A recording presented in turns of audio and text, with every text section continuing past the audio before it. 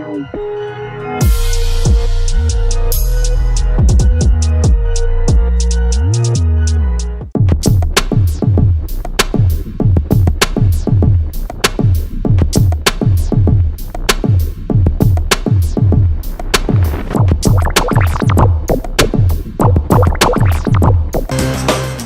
is Joe Pugh for Pet Talk UK. I'm here today with heavyweight hard hitter, 19-0, Chris Lovejoy. How are you? Man, you forgot one thing, man. It's 19-0 with 19 knockouts. How could I forget? How could I forget? How are you? Man, I'm good. I'm blessed. I'm in camp. You know, this is day 10. I'm all in, you know. Day 10, we all in. Tell me, over the past couple of months, how have you been? Man, I've been okay, man, dealing with, legal stuff and, business and stuff like that, and life and family, a lot of things like that. But we got everything situated. I'm in camp. I got a fight coming up. Everything is good. I'm healthy. I'm feeling good, looking good. And I'm ready to make my mark May 15th. Let's talk about that straight away. You announced on your social media over the past couple of days, May 15th, it looks like Charr. Talk to me about it. Well, it's people send the contract. They reached out and asked, am I available? Am I out of any kind of contracts? Am I willing to take this fight? I said, yes, absolutely. They made me an offer. There was no hesitation. I agreed. We came up with a good number and sent the contract, and let's go. Let's get it. Simple as that. And how confident are you that you can move to 20-0 with 20 knockouts with a win over Charr? Super confident. I mean, not taking nothing away from what he's done in the past, but he's just not ready for me. I mean, I looked at his last couple of fights about 4 years ago. He's not even ready. He's not ready for nobody like me. I'm a whole other force, whole other ball game that he's going to be dealing with. Like I said, nothing to take away from him. He was a champion at one time. I believe he still is a champion. He's actually an actual champion in recess by WBA. But it's just another step for me. He's a footstool to me. I'm gonna use him to get to the next level. So, like I said, not taking nothing away from him. He did some good things in boxing, but I think his career is he's on his last leg. I think he's going downhill. I'm on my way up. That's great. That's great. If we just rewind slightly, over the past couple of weeks, you've been calling out a lot of Brits, my fellow countrymen, Fabio Wardley, Solomon Dackers. It was before that. What happened with those fights, and would you still like to make them in the future? Well, what happened with him was that Wardley just fought, so I called him out, and hopefully I get him on his next fight. Yeah. Solomon Dackers actually called me out, and I accepted his challenge, but I was still in the process of being done with my contractual issues, my legal issues. Now that's all done with. So the first offer I got was being Charr, and I jumped on it immediately. A nice payday, very winnable fight, and it was a no-brainer for me. And they wasn't trying to lock me up on contracts, just rematch clauses in the contract, but it wasn't too much stuff like, oh, I'll be locked in with them for 3 or 4 years. No, I want to just come take that belt and go home. And if you want to get a rematch, I'll give it to him. But the first offer, I've been out the ring over a year and about 3 or 4 months. And I'm ready to get straight to it. I don't want to wait around for nobody or anything. What I mean? I'm sure it's a lot of fights out there, a lot of fighters out there to accept my challenge, but it's all about timing. It's not like there's fights every week, every month. The guys are available. These guys just fought, and some guy got fights coming up. So I would have to wait for the perfect timing to get those fights. I'm not going to do it. I need to get back in the ring. The first offer came my way. I jumped on it, no hesitation. And like I say, like I tell everybody, same thing like Dave Allen fight. A very winnable fight. Not like I'm coming in, on a week notice against one of the top 2, top 3 guys, and it's going to be a very, very hard fight. This is an easy fight for me. I don't think he'd go past a couple rounds. Wow. So you think that you knock Charr out in a few rounds, you're saying? 100%. Great. And have you begun training for the fight? How's camp going?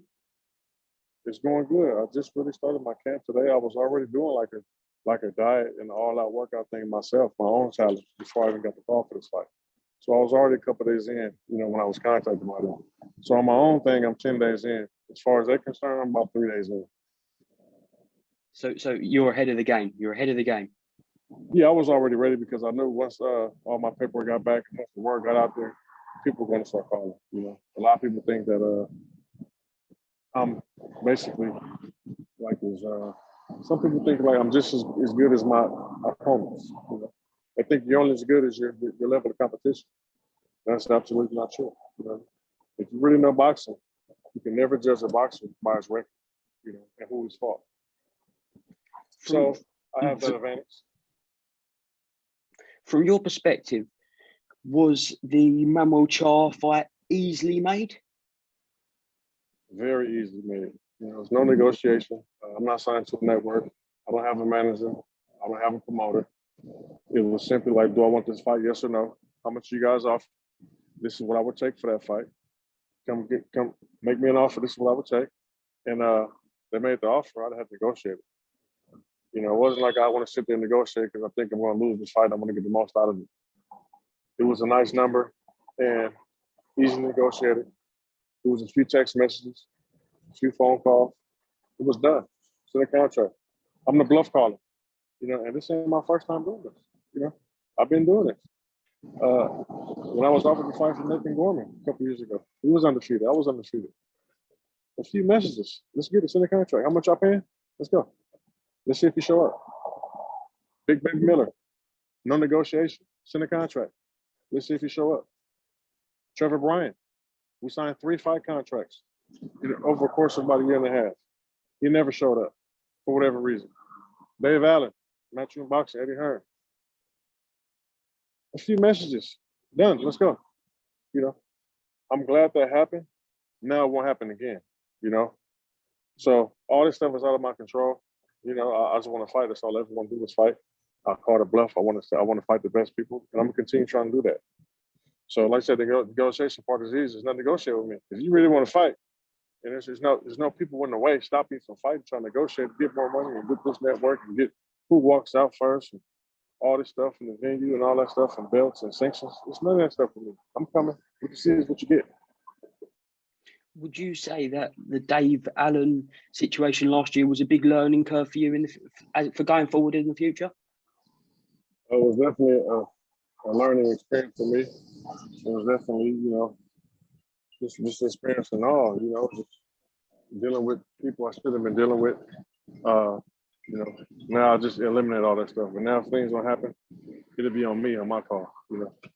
I was, dealing with people who I thought, can handle certain situations. I thought that everyone was on the same page. If I knew that was going to happen, I would have never flew out there and wasted my time.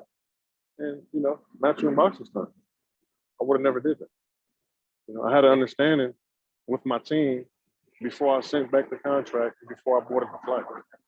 And I actually told my team that I had in place at the time, if you have something better, let's cancel this fight and let's focus on what we got going on. And there was no offer. There was nothing in concrete, and they couldn't make me an offer. So I said, I'm going to go take this fight, man. And they said, go ahead. Go take this fight. Go fly out there. Let me try and get you some more money. Then I'll give you enough money. And they didn't give me any more money. And they didn't even get the money that was put on the table. It was money left on the table. I didn't fight. He didn't fight. It was a waste of everyone's time. And obviously, you've ended up with a big fight around the corner, Manuel Charr. It's going to be a great night for you. Probably it is the biggest fight of your career so far. And just elsewhere in the heavyweight division, most recently, probably we had Alexander Povetkin versus Dillian Whyte, the rematch. Did you watch that fight, and what did you make of Dillian Whyte's performance? I watched the highlights. I just don't think that Povetkin came prepared for the fight like he did the first fight. Not take nothing away from Dillian Whyte. He won the fight. He did what he was supposed to do. But as far as the competition on the side of the ring, I don't think Povetkin came prepared. It just didn't look like he was the same person. I actually called to pick Povetkin to win that fight. I was predicting he would win that fight. Same way he won last time. But like I said, it's heavyweight boxing. Anything can happen. You never know how it's going to happen. It's very unpredictable. And he came away with the victory. Congratulations to him. I didn't see it going that way coming into the fight. No, certainly it was a great fight and a great performance from Dillian. Obviously, you're in the heavyweight division, and the biggest heavyweight fight on the table is Anthony Joshua versus Tyson Fury. First of all, from a fighter's perspective, do you think this fight will happen? And if so, how do you predict it? I think it will happen. The reason why I think it'll happen because you have two fighters who made it public to the fans and everyone else that they both want to fight. And I think that's like 90% of it right there. You know, when you got both fighters that say they want to fight, you know, I'm sure that. And then at this fight, this type of magnitude, you know, you got all the belts. You know, you got the two best in the world. You know, just for the undisputed, and then they're both from the same country. I mean, I don't really get no big for that, you know. Especially for all the UK fans. I mean, that's just big. It's history, you know. When do we know we're going to get an undisputed heavyweight champion, you know, from the UK again, you know, from any country, you know what I'm saying? Undisputed is hard to get anyway because there's so much stuff in between stopping these fighters, but you got two of them fighting that are from the same country. It's pretty big out there, you know. It's big for boxing. It's definitely big for the division. So as far as who I think to win, I got to go with Tyson Fury. I'm going to stick with that. I've answered this question 100 times. And I'm picking that based on, you know, I judge a fighter by their worst fight. I look at it, in my eyes, I think Joshua's worst fight was Andy Ruiz. He's lost to Andy Ruiz. And I think Fury's worst fight in my eyes was his fight against Wilder. So I look at how they both came back from their worst fight in my eyes. Fury came back from his worst fight in my eyes and won by knockout. You know, knockout fashion, exciting, you know, dominant fight. Now look at how Joshua came back from his fight against Ruiz, which is his worst fight in my eyes, and he didn't seem to impress me that much. You know, he didn't come out knockout fashion. He went the whole distance, you know, with the guy that he was never even supposed to. No one in the whole world probably thought he would win the first fight, you know. But those things happen. Andy Ruiz won that fight, and Anthony Joshua just didn't impress me, you know. So I got to go with that. And on top of that, I've been in the ring with Tyson Fury.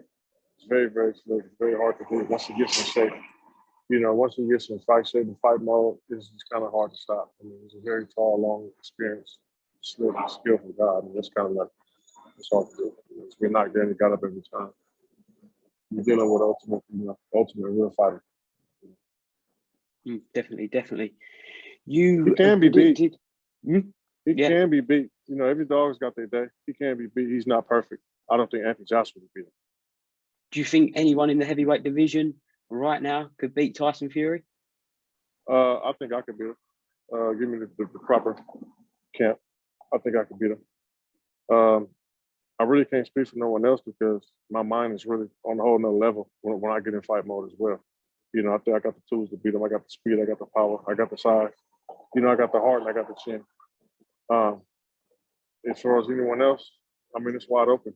That's why you even talking to me, you probably never saw me fight. There's not a lot of people at the top, you know, I can throw out there to say we can beat for you. I mean, he's a dominant force in the division, in the sport. So I don't really see no one's beating him but me, just to be honest. Finally, you've predicted that you will knock out Manuel Charr. Go on and you do that. What is next for Christopher Lovejoy? Well, when I knock him out, I don't think that he'll use the rematch clause because I'm going to try to hurt him pretty bad. I think he's going to retire after I fight him. So I'll be on the rankings again this month as well. And I can just sit back and try to get the tune-up for either Joshua or Fury after their first fight. You know, I could just take some time off and really just get in shape and really do a real camp and really, really get in shape. And I could just sit back. You know, maybe even like a Michael Hunter. It got to be like someone in top 10. I feel like I'm already there, but people don't know yet because they haven't seen me fight. I'm not on the rankings anymore. But once I beat one of these top guys, guy with a belt like this, now I'm in the conversation. Now I'm in the top 10. And now I can fight anybody. So I can call out the Dylan White, you know, Joshua, Fury, you know, Michael Hunter, Wilder, and Ruiz. So I'm just one fight away from everything. Fantastic. Chris, is there anything else you'd like to say? Just tune in. You know, everybody who's been saying something negative, keep saying it. You know, I'm going to make you eat your words. May 15th, my next fight. And, You know, check me out on Instagram. My name, Christopher Lovejoy. I'm on Twitter, Lovejoy Boxing. Christopher Lovejoy, it's been a pleasure. Thanks for talking to Pet Talk UK. Thank you, man. Let's talk again. Hit me up. Let's get it.